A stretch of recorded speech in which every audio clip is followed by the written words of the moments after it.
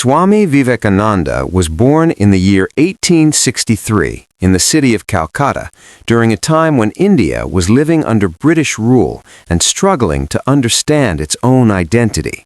His birth name was Narendranath Datta, and from an early age there was something unusual about the way he looked at the world.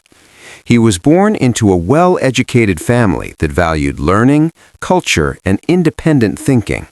His father, Vishwanath Datta, was a lawyer by profession, a man of logic, reason, and strong intellect. He encouraged questioning and rational thought, and he did not believe in blind faith. His mother, Bhuvaneshwari Devi, was deeply spiritual, gentle, and emotionally strong.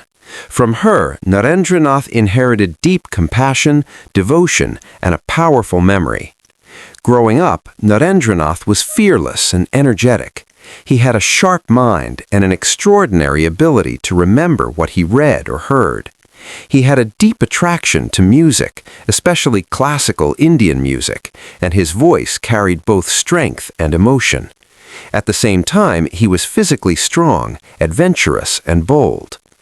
As a child, Narendranath asked questions that many adults avoided. He questioned traditions, rituals, and religious practices. He wanted proof, not promises. If someone spoke of God, he wanted to know whether God could be experienced directly. This questioning nature often made him restless, but it also revealed his deep hunger for truth. At school and college, Narendranath stood out immediately.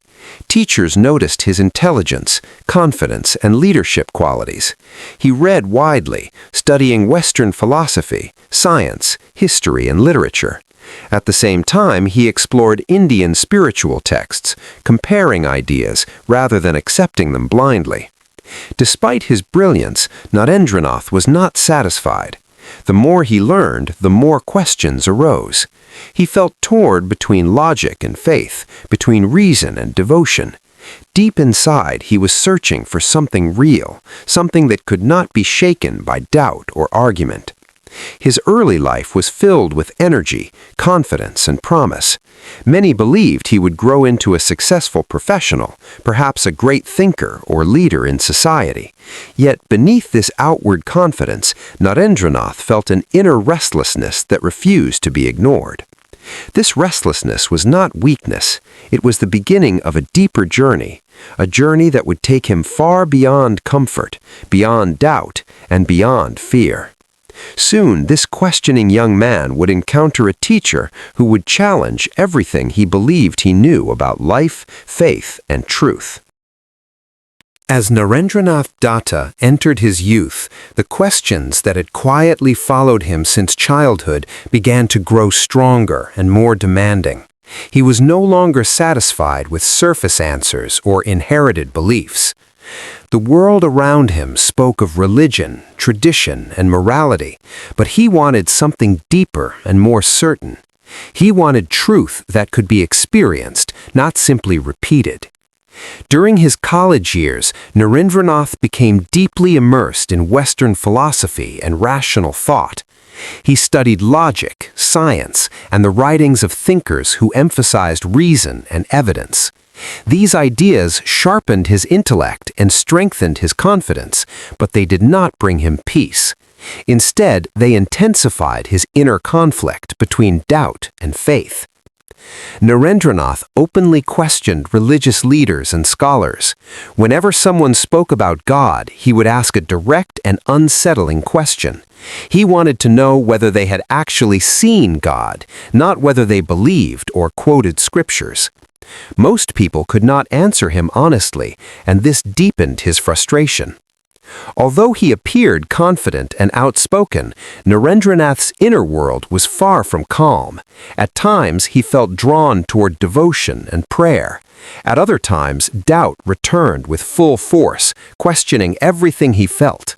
This inner struggle made him restless, yet it also kept him sincere. Music became one of his closest companions during this period. Through singing and playing, Narendranath found moments of emotional release and depth. Music allowed him to express feelings that words could not fully capture. In these moments, he sensed that something beyond logic existed, even if he could not yet understand it clearly. Despite his intellectual strength, Narendranath experienced periods of emotional turmoil. The gap between what he knew and what he felt grew wider. He feared accepting blind belief, yet he also feared living without meaning. This tension shaped his character, pushing him toward deeper honesty rather than comfort. Friends and teachers saw Narendranath as brilliant and promising. They admired his leadership and clarity of thought, yet few understood the depth of his inner struggle. He was not searching for success or recognition, but for certainty that could withstand doubt. As time passed, Narendranath realized that books alone could not answer his questions. Reason alone, though powerful, seemed incomplete. He began to feel that truth might need to be lived, not argued. This realization prepared him for a meeting that would soon change the direction of his life. Unaware of how deeply his path was about to shift, Narendranath continued searching with honesty and intensity. His questions remained open, his heart restless, and his mind alert. The ground was being prepared for an encounter that would challenge both his doubts and his understanding. During this period of intense questioning and restlessness, Narendranath Datta was introduced to a man who was very different from the scholars and thinkers he had met before. This man lived simply, spoke in an unusual way, and showed little concern for logic or argument. His name was Ramakrishna, and from the moment Narendranath heard about him, he felt both curiosity and doubt. When Narendranath first went to meet Ramakrishna, he was not seeking comfort or inspiration. He went with the sharp mind of a skeptic, ready to question and challenge. The place where Ramakrishna lived felt simple and unstructured, unlike the academic environments Narendranath was used to. At first glance, Ramakrishna did not appear to be a philosopher or teacher in the conventional sense.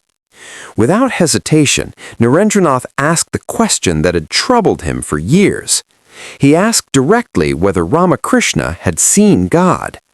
Unlike others, Ramakrishna did not avoid the question or offer explanations from books. He answered calmly and confidently, saying that he saw God as clearly as he saw Narendranath, and even more vividly. This answer shook Narendranath deeply. It was not the words themselves, but the certainty behind them. Ramakrishna spoke without doubt, without pride, and without any need to convince. Narendranath had never encountered such confidence before, especially from someone who did not rely on logic or argument. At the same time, Narendranath felt resistance rise within him. His rational mind rejected what it could not analyze. He wondered whether Ramakrishna was simply imagining things or speaking from blind faith. Yet alongside this doubt was an unexpected attraction. There was something genuine in Ramakrishna's presence that Narendranath could not dismiss easily. After this first meeting, Narendranath felt unsettled. He could not accept Ramakrishna's words, yet he could not forget them either.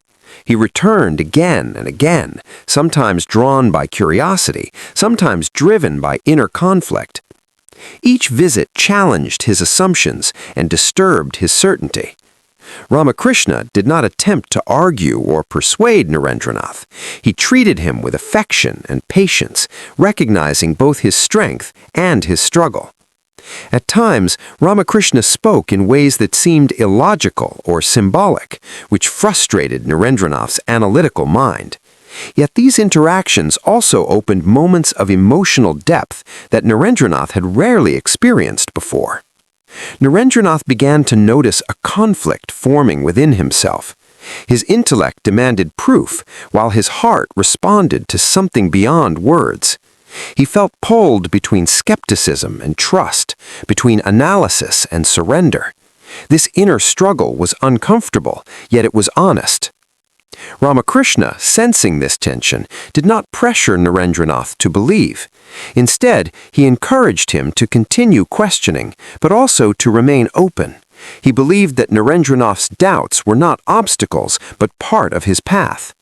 This acceptance allowed Narendranath to stay without feeling judged or forced. Slowly, a bond began to form, not of agreement, but of trust. Narendranath did not yet accept Ramakrishna's experiences, but he began to respect his sincerity. The meetings continued, each one leaving Narendranath more unsettled and more curious than before.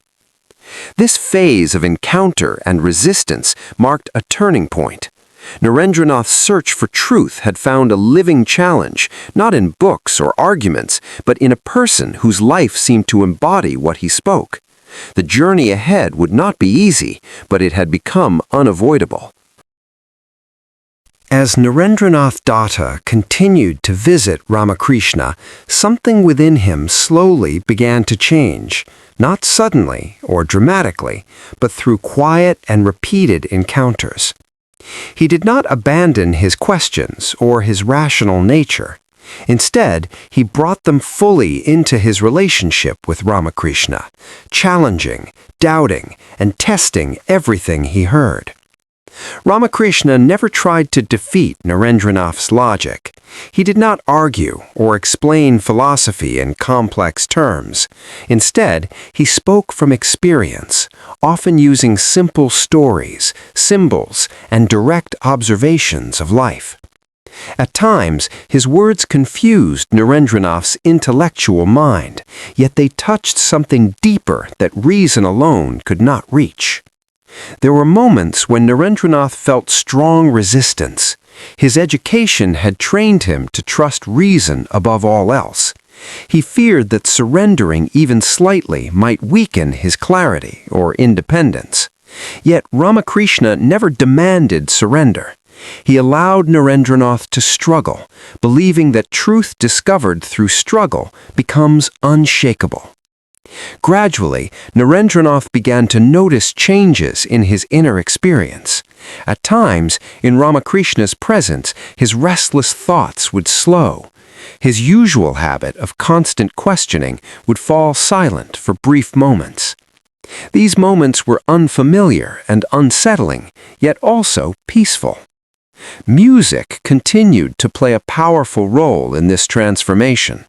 When Narendranath sang devotional songs in Ramakrishna's presence, his voice carried not only emotion, but deep sincerity. In these moments, intellectual doubt gave way to direct feeling. He did not analyze these experiences, he simply lived them. Ramakrishna often reminded Narendranath that the path to truth could take many forms. He encouraged him not to suppress his intellect, but to balance it with openness of heart. Faith, he explained, did not mean blind belief, but trust born from experience. These ideas slowly softened Narendranath's rigid divisions between reason and devotion. As months passed, Narendranath found himself returning more often, not out of obligation, but out of inner need. He still questioned Ramakrishna, sometimes sharply, yet the tone of his questioning began to change. It was no longer only confrontational, it carried sincerity and vulnerability. Ramakrishna saw in Narendranath a rare combination of strength and honesty. He spoke of him with deep affection and confidence, often hinting that Narendranath had a greater role to play beyond personal realization. These words made Narendranath uncomfortable. He did not seek leadership or destiny. He wanted truth, nothing more. At times, Narendranath experienced intense inner turmoil. Old doubts would return, questioning whether these experiences were real or imagined. He feared losing control over his own mind. Yet each time, Ramakrishna responded with patience rather than correction. He trusted that Narendranath would find clarity through honesty rather than force. Slowly, without any formal declaration, a deep bond formed between teacher and student. It was not based on belief, but on recognition. Narendranath had found someone who did not weaken his strength, but refined it. His search was no longer lonely, yet it remained his own. This phase of transformation did not bring final answers. Instead, it prepared Narendranath for a deeper surrender that he did not yet fully understand. The foundations of his future life were quietly being laid, shaped by experience rather than argument. As time passed, the deep bond between Narendranath Datta and Ramakrishna grew stronger, but it was soon tested by suffering and uncertainty. Ramakrishna's health began to decline, and illness slowly took hold of his body. For Narendranath, this was deeply unsettling. He had come to trust Ramakrishna as a living example of spiritual realization, and seeing him in pain challenged everything he believed about faith and divine protection. During this period, Narendranath struggled intensely. At times, doubt returned with force, questioning whether spiritual truth could exist alongside such suffering. He feared that his growing faith might be built on illusion. Yet Ramakrishna, even in illness, remained calm, affectionate, and deeply present. His serenity in the face of pain left a powerful impression on Narendranath. As Ramakrishna's condition worsened, Narendranath and other close disciples cared for him with devotion. These moments were filled with exhaustion, love, and emotional strain. Narendranath was forced to confront impermanence directly, not as an idea, but as lived reality. Through this experience, his understanding of detachment and compassion deepened. When Ramakrishna finally passed away, Narendranath was shaken deeply. The loss felt personal and overwhelming. For a time, he felt abandoned, as though the ground beneath his search had disappeared. Grief, doubt, and responsibility all converged at once. After Ramakrishna's passing, life became materially difficult. Narendranath faced financial hardship and uncertainty about his future. The comforts of family life were no longer guaranteed. He struggled to support himself while also carrying the emotional weight of loss. These hardships forced Narendranath to confront a difficult choice. He could return fully to worldly life, seeking stability and comfort, or he could embrace the path that had been quietly forming within him. This decision did not come easily. He felt fear, uncertainty, and doubt. Gradually, clarity emerged through struggle rather than comfort. Narendranath realized that the teachings he had received could not be honored through hesitation. He felt called to dedicate his life fully to the search for truth and service. This realization was not dramatic, it was steady and irreversible. Together with other young disciples of Ramakrishna, Narendranath embraced monastic life. He took vows of renunciation, letting go of personal ambition, security, and social identity. In doing so, he did not escape responsibility, he accepted a deeper one. This transition marked the end of Narendranath Datta's life as a questioning student and the beginning of his journey as a wandering monk. The loss of his teacher had shaken him, but it had also strengthened his resolve. What lay ahead was uncertain and difficult, yet it carried a sense of purpose that could not be denied. The path forward would test him physically, emotionally, and spiritually, but the foundation had been laid through loss, honesty, and courage. Narendranath was no longer searching for truth alone. He was becoming ready to live it. After embracing monastic life, Swami Vivekananda stepped into a world without certainty or shelter. He owned almost nothing and depended on the kindness of strangers for food and rest. With no fixed destination, he traveled across India on foot and by train, moving from village to village, city to city. This period of wandering was not guided by plans or ambition, but by a deep need to understand the reality of his country and its people. As he journeyed through different regions, Vivekananda encountered India in its raw and unfiltered form. He saw extreme poverty, hunger, and illness. He met farmers struggling under debt, laborers worn down by hardship, and families living without hope or opportunity. These experiences affected him deeply. The spiritual ideas he had absorbed now stood face to face with human suffering. Vivekananda realized that for many people, life was not a philosophical question, but a daily struggle for survival. Abstract discussions about spirituality felt distant in the presence of hunger and despair. This realization shook him. He began to understand that spiritual awakening could not be separated from compassion and service. During his travels, Vivekananda also witnessed the deep divisions within Indian society. Caste, superstition, and fear had weakened people's confidence. Many had been taught to believe they were powerless or unworthy. Vivekananda felt anger, sorrow, and responsibility rise together within him. At the same time, he saw something else. Beneath suffering, he found resilience, kindness, and quiet strength. Ordinary people welcomed him, shared what little they had, and listened with openness. These encounters deepened his respect for the spirit of India. As days turned into months and months into years, Vivekananda's understanding matured. He began to see that India's greatest need was not sympathy, but confidence. People needed to be reminded of their inner strength and dignity. This insight became central to his vision. Often, Vivekananda would sit alone at night reflecting on what he had seen. He asked himself difficult questions. What was the purpose of spiritual knowledge if it could not uplift the weak? How could ancient wisdom be made relevant to modern suffering? Gradually, a powerful idea took shape within him. Spirituality must express itself through service. Worship of God must include care for human beings. For Vivekananda, the poor and suffering became living symbols of the divine. During this time, Vivekananda also faced intense personal hardship.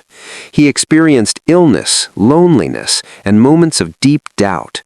There were times when he questioned whether his life of renunciation had any meaning. Yet each time, the faces of the people he met reminded him why he could not turn back. By the end of these wandering years, Vivekananda was no longer only a seeker of personal truth. He had become a witness to a nation's suffering and strength. His mission was no longer abstract. It had taken shape through experience, pain, and compassion. Unknowingly, these journeys were preparing him for a role far greater than he had imagined. The voice that would soon speak to the world was being formed in silence, struggle, and deep empathy. As Swami Vivekananda's travels across India came to a natural pause, a new question began to take shape within him. He had seen his country's suffering closely, felt its spiritual depth, and understood its forgotten strength. Yet he also sensed that India's wisdom remained unknown and misunderstood beyond its borders. The thought slowly emerged that the world needed to hear what India carried, not as pride, but as contribution. At first, this idea felt distant and unrealistic. Vivekananda had no wealth, no formal backing, and no clear path forward. He was a wandering monk from a colonized land, unknown outside a few circles. The thought of addressing the wider world brought hesitation rather than excitement. Yet the idea returned again and again. Friends and well-wishers encouraged him, sensing that his voice carried something rare. They spoke of a gathering of religions to be held in the West, where thinkers from many traditions would meet. Vivekananda listened quietly, weighing the idea not with ambition, but with responsibility.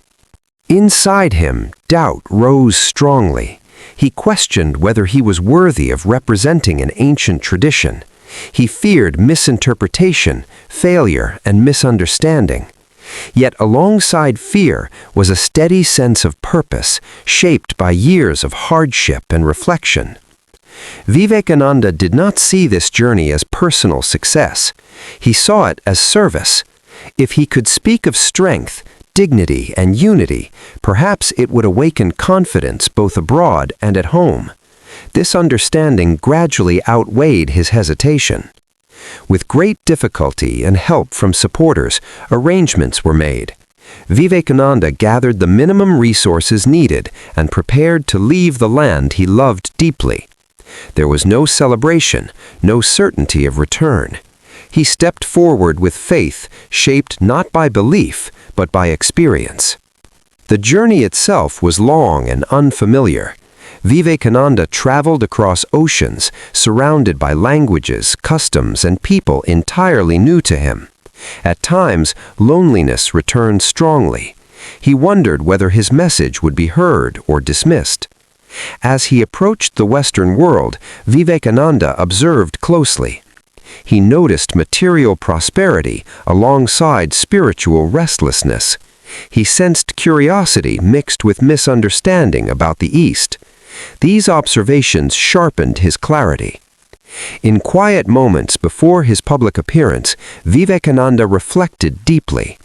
He did not rehearse speeches or arguments. Instead, he centered himself in sincerity. He resolved to speak honestly, without fear or aggression, trusting truth to carry its own strength. As he arrived in Chicago, the city felt vast and overwhelming. The gathering ahead represented not just an event, but a turning point. Vivekananda stood at the edge of a moment that would soon connect his long inner journey with the attention of the world. What he would say next would not be planned in detail, but it would rise from everything he had lived. The silence before speaking carried the weight of years, and history stood quietly waiting. When Swami Vivekananda arrived in Chicago, he felt both small and deeply aware. The city was vast, energetic, and unfamiliar, filled with people from many nations, cultures, and beliefs. He was one voice among many, a monk from a distant land, dressed simply, carrying no formal authority or institution behind him. Yet within him was the weight of a long inner journey, shaped by struggle, discipline, and compassion. The Parliament of Religions brought together representatives from traditions across the world. Vivekananda observed quietly as others spoke, many with confidence and preparation. At times, he wondered whether his turn would even come. There were moments of uncertainty when he questioned whether he belonged on that stage at all. When the time finally arrived for him to speak, Vivekananda did not rush forward. He stood calmly, feeling the presence of the audience before him. In that moment, he did not think of arguments or doctrines. He thought of the people he had met across India, the suffering he had witnessed, and the universal longing for dignity and understanding. As he began to speak, his opening words were simple and sincere. He addressed the audience as brothers and sisters, not as strangers or opponents. This single gesture immediately changed the atmosphere of the hall. Applause rose, not from agreement, but from recognition. Vivekananda spoke without aggression or apology. He did not present his tradition as superior. Instead, he spoke of harmony, tolerance, and mutual respect. He reminded listeners that truth can be approached through many paths, and that no single tradition holds a monopoly on wisdom. His words carried strength without hostility and confidence without arrogance. He spoke not only as a representative of India, but as a voice for universal human dignity. The audience listened in silence, sensing sincerity rather than performance. As Vivekananda continued, he challenged narrow thinking gently but firmly. He spoke against intolerance and fear, urging understanding instead of division. His message was not abstract philosophy. It was rooted in lived experience, shaped by suffering, and offered with humility. When he finished speaking, the response was immediate and overwhelming. The hall rose in appreciation, and Vivekananda realized that his words had touched something deeper than agreement. They had touched shared humanity. In that moment, Vivekananda did not feel triumph. He felt responsibility. He understood that this attention was not for personal recognition, but for the message he carried. The quiet monk who had once wandered without direction now stood at the center of global attention. News of his speech spread quickly. Invitations followed. People wanted to hear more, not because he was loud or dramatic, but because he spoke with clarity and respect. For Vivekananda, this moment was not an ending, but a beginning. The world had listened, and now he would have to speak with even greater care. The responsibility he carried had grown heavier, but so had the opportunity to serve. The voice that rose in Chicago had been shaped by silence, struggle, and service.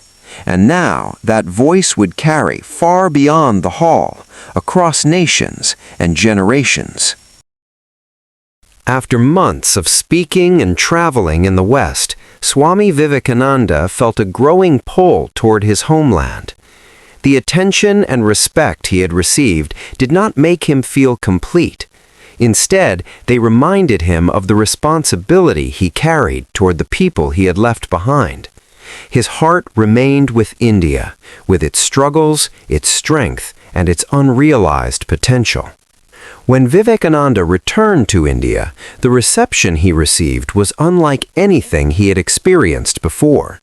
People gathered to hear him speak, not as a distant figure from abroad, but as one of their own who had spoken with dignity on the world stage. There was pride in the air, but Vivekananda did not encourage celebration. He encouraged responsibility. In his speeches across the country, Vivekananda spoke directly and fearlessly. He addressed the loss of confidence that had taken hold of the nation. He reminded people that no society can rise while believing itself weak. His words were strong, but not harsh. They were meant to awaken courage, not create resentment. Vivekananda emphasized that spirituality should not be separated from daily life. He spoke of service as worship and compassion as true devotion. For him, feeding the hungry and educating the poor were not secondary to prayer. They were expressions of the same truth. During this time, Vivekananda began to shape a clear vision for organized service. He understood that inspiration alone was not enough. There had to be structure, discipline, and continuity. With this understanding, he laid the foundation for a movement that combined spiritual practice with social responsibility. The mission he envisioned was not meant to create followers, but workers. He wanted individuals who were strong in character, clear in thought, and compassionate in action. Education, health, and relief work became central to this effort. Vivekananda believed that spiritual knowledge finds its highest expression in service to humanity. As he traveled and spoke, Vivekananda also warned against blind imitation of the West. He respected scientific progress and organization, but he believed India must rise on its own values. Strength, discipline, and self-respect were the foundations he emphasized. His message balanced pride with humility and confidence with responsibility. Despite growing fame, Vivekananda lived simply. He remained deeply connected to the suffering he had witnessed earlier in his life. Recognition did not distance him from reality. It strengthened his commitment to work harder and expect more from himself and others. This period marked the transformation of Vivekananda from a powerful speaker into a builder of institutions and ideals. The inspiration he had ignited abroad now took practical form at home. His vision was no longer only spoken, it was beginning to be lived collectively. As the mission grew, so did the demands on Vivekananda's health and energy. He gave himself fully, rarely resting, driven by a sense of urgency and purpose. What remained ahead would test him deeply, not through opposition, but through exhaustion and time. As the years passed, the intense pace at which Swami Vivekananda lived and worked began to affect his body. He had given himself without reserve, traveling constantly, teaching, organizing, and guiding others. His mind remained sharp and focused, but his physical strength slowly declined. Illness visited him often, reminding him that even the strongest spirit must live within the limits of the body. Despite failing health, Vivekananda did not withdraw from responsibility. He continued to guide the mission he had founded, shaping its direction with clarity and care.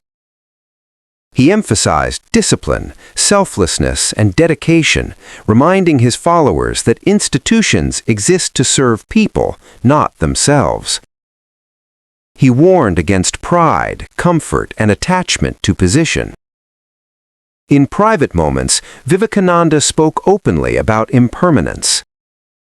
He understood that his own time was limited. Rather than fearing this, he accepted it with calm awareness. He encouraged those around him to become strong and independent, capable of carrying the work forward without relying on his presence. Vivekananda did not seek to create a personal legacy. He wanted ideas to live through action, not through memory.